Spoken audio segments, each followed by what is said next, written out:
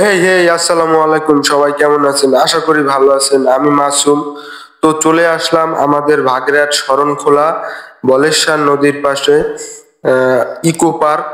তো এখানের এটা হচ্ছে সামনের গেটের অবস্থা। এখন চলে যাচ্ছি আমাদের গাড়ি ভরে বাড়ির সামনে থেকে, যেখান থেকে বেড়াইতে গেছিলাম এইখান থেকে রোড দিয়ে যাচ্ছি।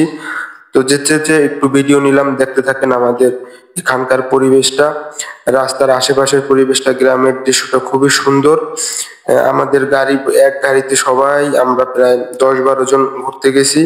তো দেখেন, তো চলে আসলাম, এই যে দেখেন চলে আসলাম বলতে বলতে। এটা সেরকম মানে সেরকম বড় কোনো পার্ক না যেটা ওরকম দেখা সৌন্দর্য, মোটামুটি প্রাকৃতিক সৌন্দর্যে আহ, ভরা এরকম একটা মানে মনোরম পরিবেশ। একটু গেলে মনটা ফ্রেশ হবে, এরকম একটা পরিবেশ। সেরকম কিছু দেখার মতো নাই, তারপরেও মানে গেলে মন চায় না যে ওখান থেকে আসি। মানে আমার কাছে পরিবেশটা এবং আশেপাশের জায়গাটা, গাছপালা এবং বসার জায়গা, ওইখানকার বাতাস, মানে ওরকম ভাবে আমাদের মনটা খুবই কেড়ে নিয়েছে। তো আপনারা যারা খুলনা বাগেরহাট, যাদের বাগেরহাটের ভিতরে যারা আছেন, তারা এই পার্কে কিন্তু আসতে পারেন মনটাকে একটু ফ্রেশ করার জন্য। তারপর দেখেন এখানে দোকানে দেখতে পেলাম মাটির বিভিন্ন ধরনের, যেমন সিম মানে শাকসবজি, ডিম, এগুলো সুন্দর করে মানে মাটি দিয়ে বানাইছে। তো এগুলো মনে হচ্ছে কি একবারে অরিজিনাল, যেটা ধরি সেটাই, খুবই আমার কাছে ভালো লাগছে। তারপর নদীর সাইডের মানে এটা হচ্ছে পার্কটা হচ্ছে নদীর সাইডে করা। তো এর জন্য আরো মানে ওইখানকার বাতাসটা খুবই মানে সৌন্দর্য। মানে কি ওইখানকার মানে নদীর পাশে তো পার্ক, তো পার্কটা হচ্ছে মানে কি বলবো, পানির মানে পানির ঠান্ডা বাতাসটা একবারে ওখানকার মানে সবার গায়ে একবার খুব ভালোভাবে লেগে যায়।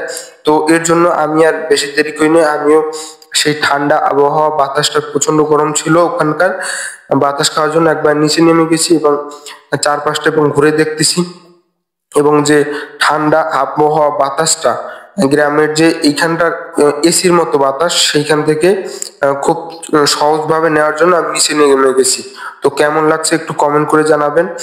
তারপরও আবার উপরে উঠে এসেছি এবং এখানকার পরিবেশটা আবার ঘুরে ঘুরে দেখাচ্ছি।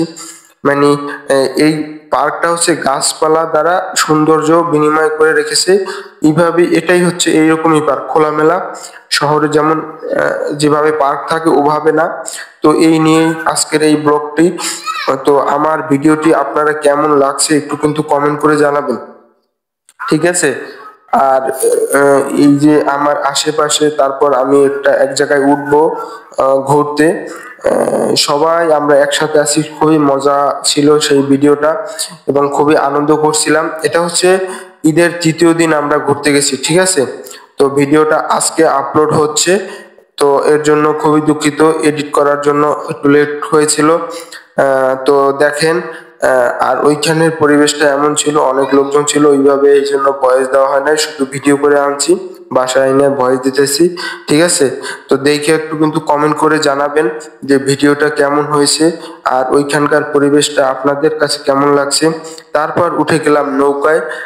বাচ্চারা আমার ওইখানে যারা যারা ছিল আমার, সবাই উঠে গেছে। তারপর আমাকে আর ধরে রাখতে পারে না, আমাকেও বলছে উঠছে, তারা ভয় পাবে। তো আমিও উঠে গেলাম।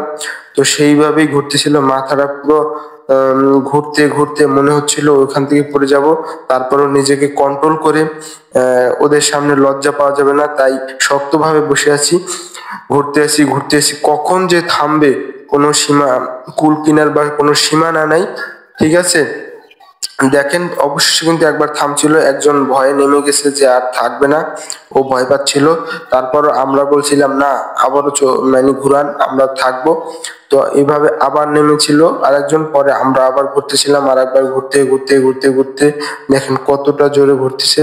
ঘুরতে ঘুরতে ঘুরতে আমরা কিন্তু ভালোই ক্লান্ত হয়ে গেছি। তারপর মানে ভালোই লাগতেছিল, মনটা একদিকে একটু মানে ভিতরটা একটু কাঁপছিল, আর একদিকে ভালোই লাগতেছিল। তো যে কোনো তো একটা তো করবে, তাহলে আর